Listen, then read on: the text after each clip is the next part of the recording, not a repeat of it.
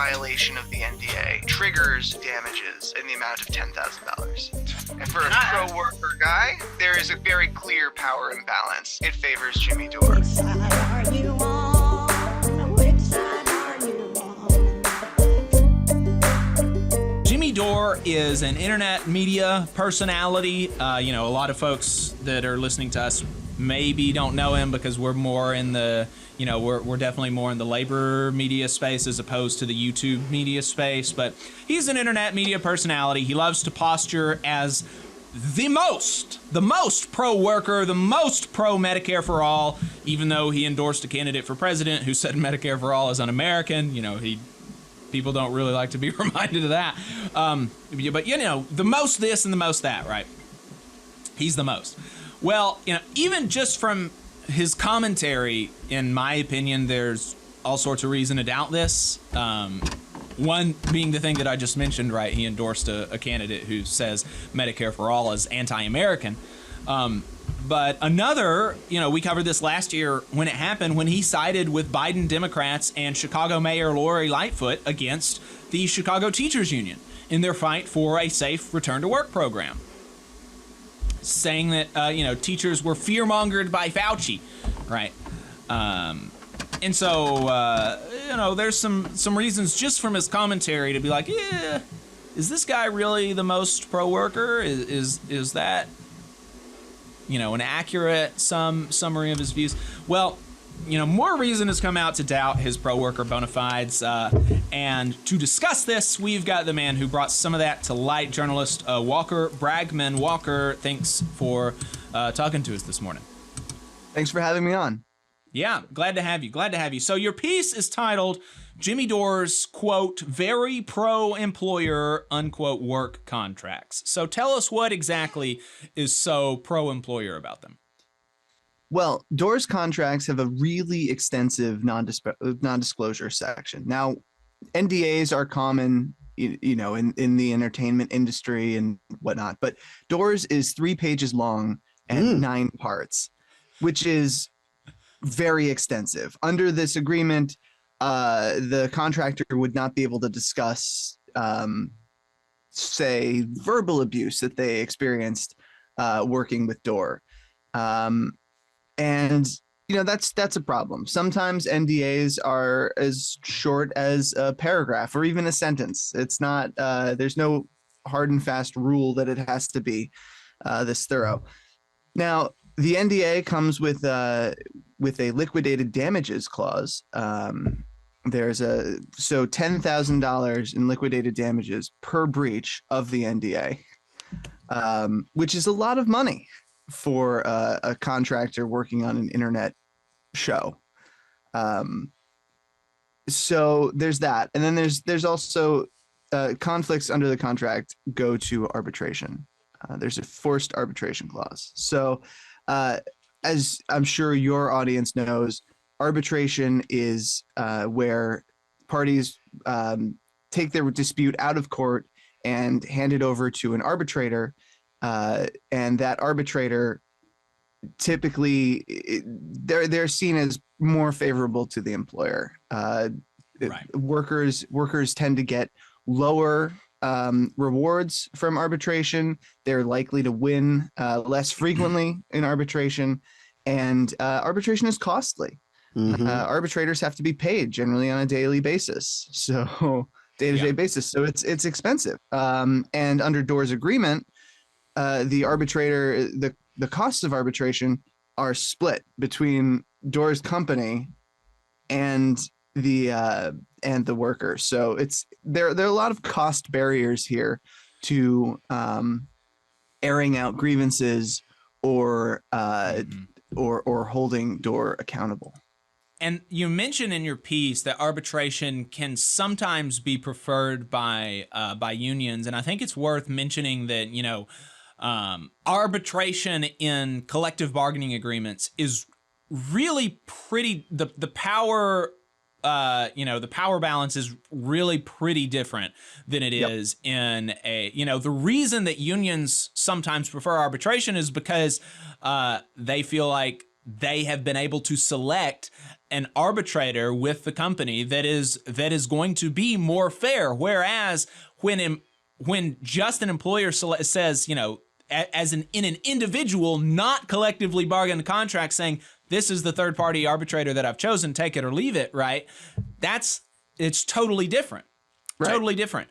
That's the reason that unions sometimes prefer arbitration, is because we have the ability to say, like, okay, this is who we're going to have as the arbitrator. These are the rules that they have to follow. You also mentioned in your piece that, you know, that arbitrators don't have to follow, you know, necessarily the law or past precedent and stuff. And that's, you know, really important for folks to understand why forced arbitration is pretty uniquely There's also very bad. little recourse. There's also very little recourse. If the arbitrator gets it wrong, I mean, you're kind of SOL. You know, like it's not. There's no way to spin this contract as favorable to workers or in any way even neutral. I mean, it's very clear what who the contract benefits, and that is Jimmy Dore.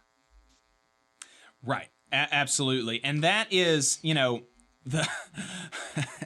some of this stuff, you know, it is not uncommon that arbitration is in employment contracts. It's not uncommon that NDAs are in employment contracts. It is uncommon, you know, how long and extensive and thorough his NDA is. And, you know, it's worth questioning, you know, like, why is it that he doesn't want people that he works with, you know, being able to talk about his investments or his business partners? You know, I don't have any issue talking about his performance, his performance, like on the job. Like, how does Dore do his, like, this is basically, it's just a gag order. You can't talk about anything. Now, you know, and there's the obviously I wanted to protect the source or sources that I got this from, so that I couldn't explore all of the legal issues that may be tied to this contract or maybe not. But those ones, the NDA with the liquidated damages clause, which liquidated damages, by the way, just to clarify for people, are agreed upon damages for violation of particular contract terms.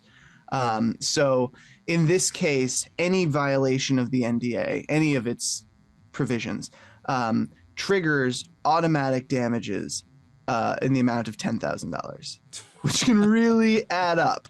You know, that is a lot of money. And the power imbalance here, as you mentioned, you know, there is a very clear power imbalance, and it favors Jimmy Dore.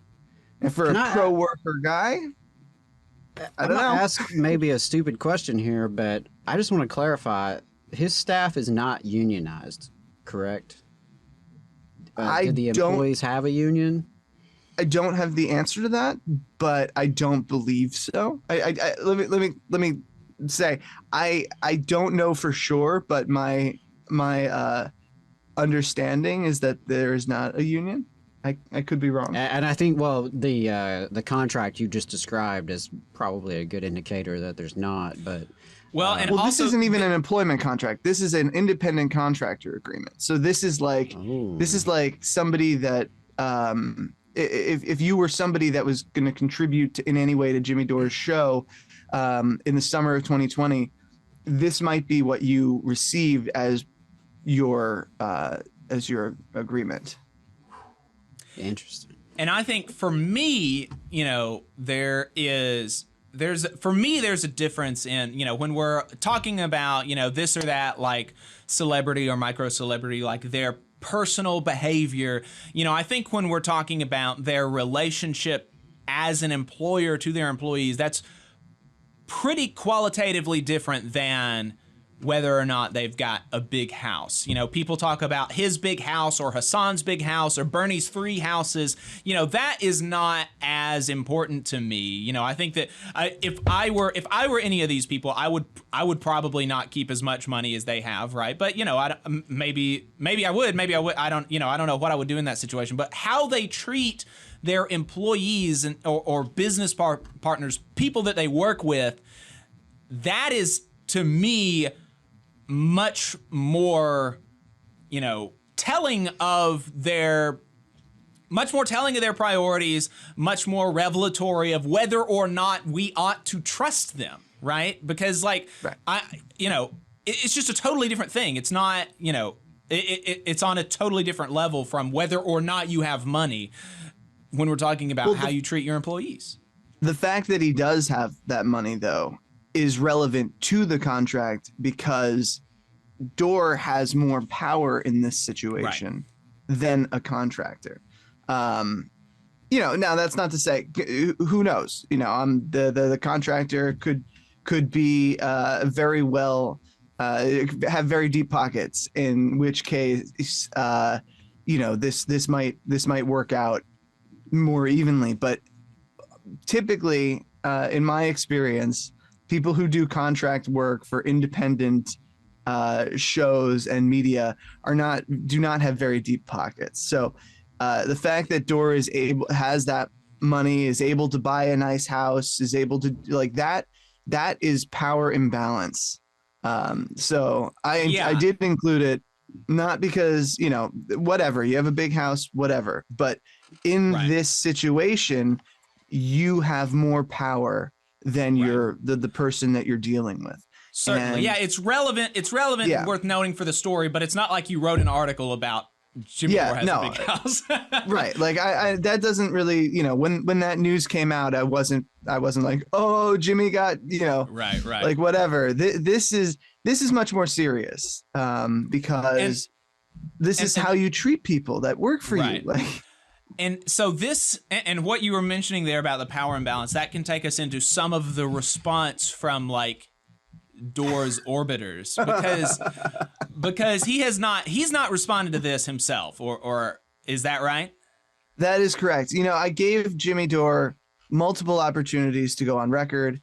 I sent him 2 emails, and I followed up in direct message over Twitter because we follow each other, and we have communicated that way before. So I sent him those emails. I sent him messages on Twitter telling him to check his email, to get back to me, to let me know, and to respond to not only the contract, but the allegations that were made by people that have worked with Dore in the past.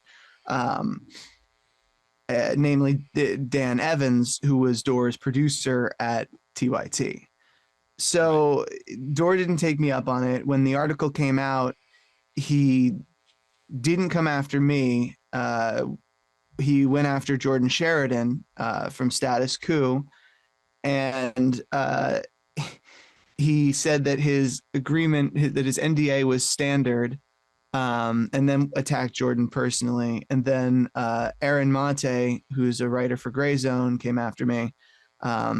I talked to Aaron separately, privately over DM. So I know Aaron. I like him. He's a decent guy, in my mind. And but yeah, then the responses from Dore World have been like, this is just a standard contract. Like, you've got nothing. I can't believe you're making a big deal out of this. And it really comes down to fundamentally a misunderstanding of contract law and how contracts are written and what these provisions actually do and what they are. And like, yes, NDAs are common. That is true. This is not a standard NDA. I have not seen an NDA that is this thorough. Now, granted, if you, this could be a form contract.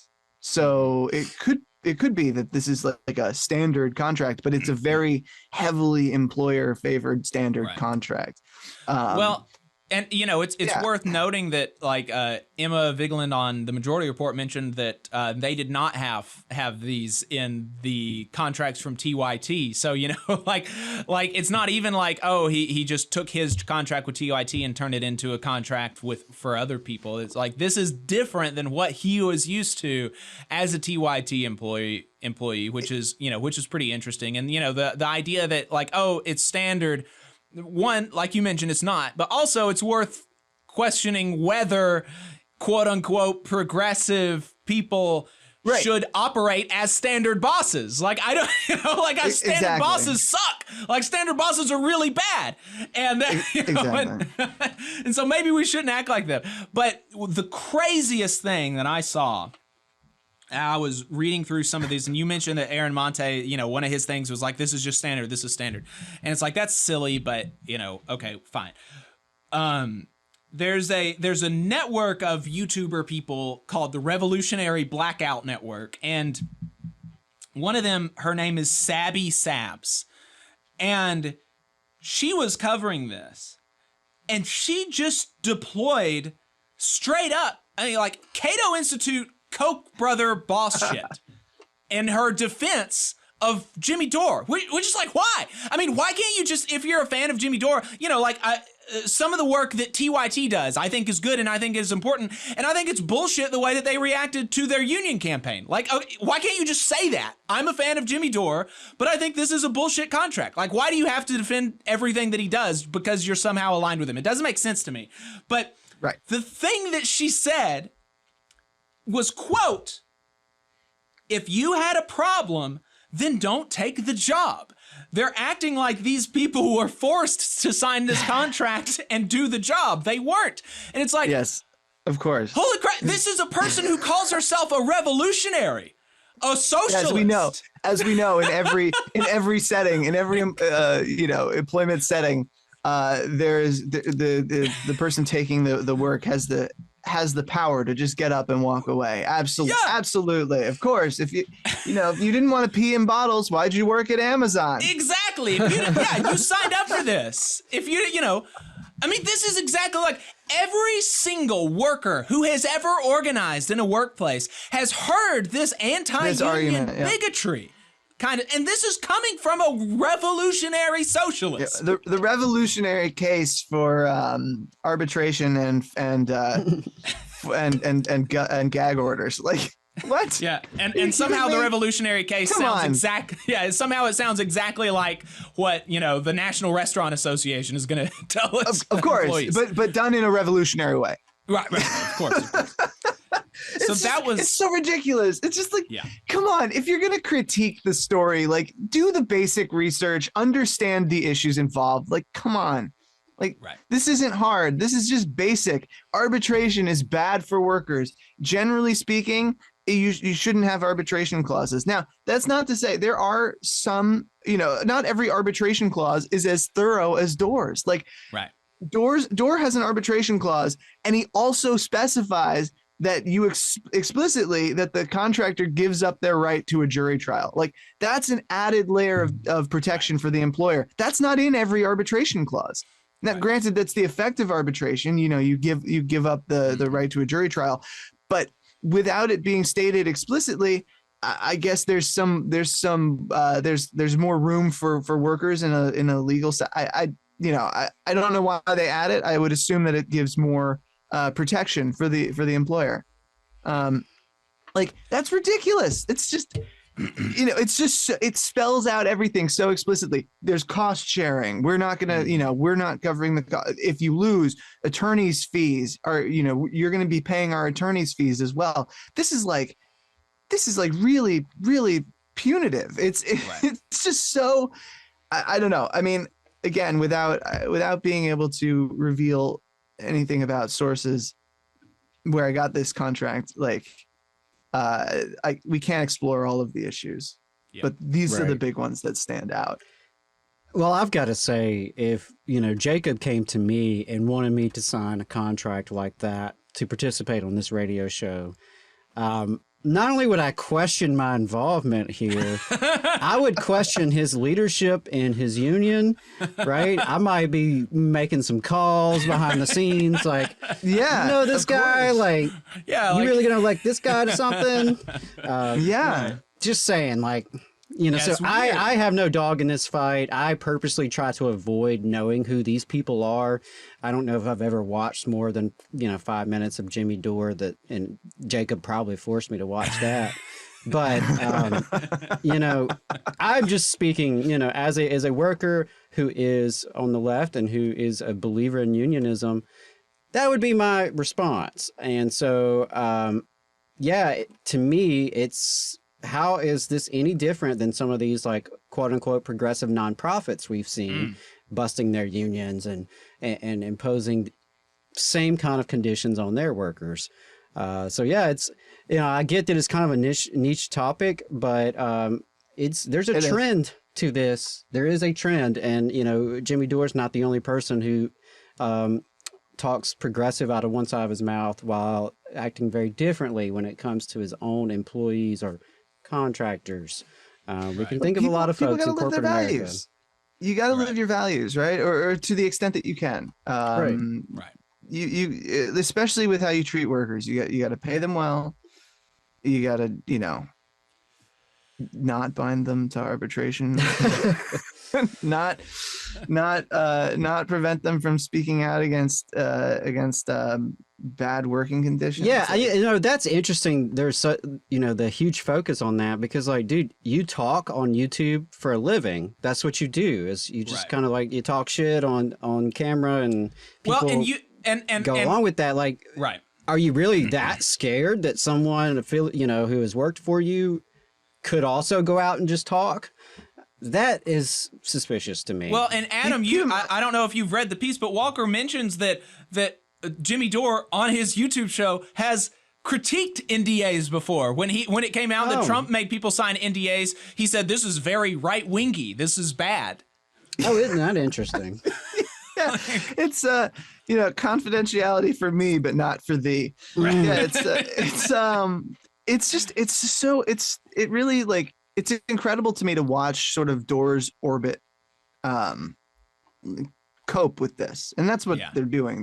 They're coping. They're struggling with it. It's hard for them to accept. It's like this is, and I should mention that a lot of Dore has fostered this sort of ecosystem where he amplifies these individuals, where he gives them platforms and shares his audience with them. They build an audience together. It's very, in a way, it's a lot like what the right does, where you see like the same actors going on each other's broadcasts and whatnot, like Ben Shapiro appearing on, Crowder or whatever, so it's a little cottage industry. Yeah, it's a little cottage industry, and so when this gets revealed about Dore, the response is like, we have to protect Jimmy Dore at all costs because there's a personal stake in it, right?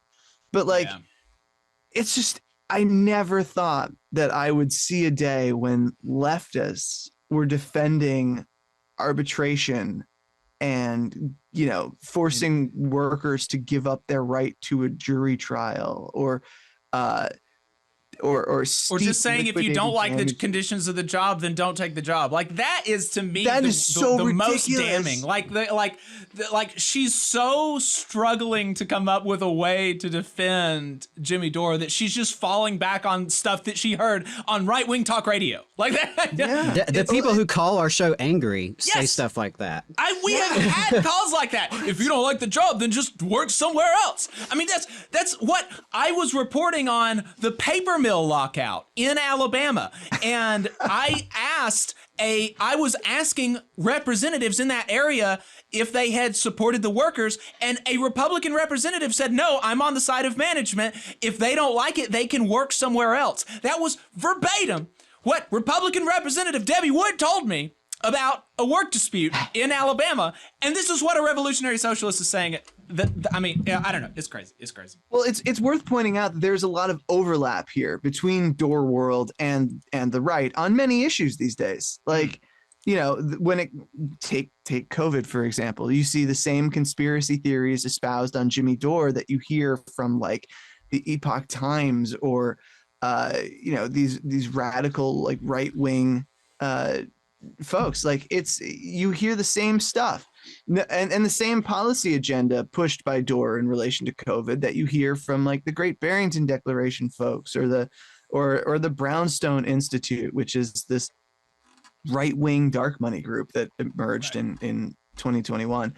Or even Scott Atlas, who is a former Trump, like, the former Trump COVID guy. Like you hear the same policy agenda. There's this Dore has morphed politically over the pandemic and is very, I think, very aligned now with the far right on certain issues. And that's why he appears on Tucker Carlson as frequently as he does. That's why they're amplifying him. So, you know, I think it's important for people to understand sort of, you know, what kind of progressive Jimmy Dore actually is. And I think that his work practices are relevant to that. So, you know, these people who are freaking out and saying, oh, it's a nothing burger, or if you don't like it, just don't take the job. Like, you know, you're exposing yourself. That's who you are. That's you value the personality more than your progressive politics. Right. That's the limits of politics as consumption and personal fandom. Yep. Walker Bragman, appreciate your time. Thanks for having me. Thank you. All right. You just saw a clip from the Valley Labor Report. We are live every Saturday morning from 9:30 a.m. till 12:30 p.m. And we pride ourselves on keeping all of our content free to everybody so that we can talk to as many working folks as possible. If you support the work that we're doing, you think that it's important, you think that it's good, then consider making a monthly contribution to the project, and you can do that on our website, tvlr.fm.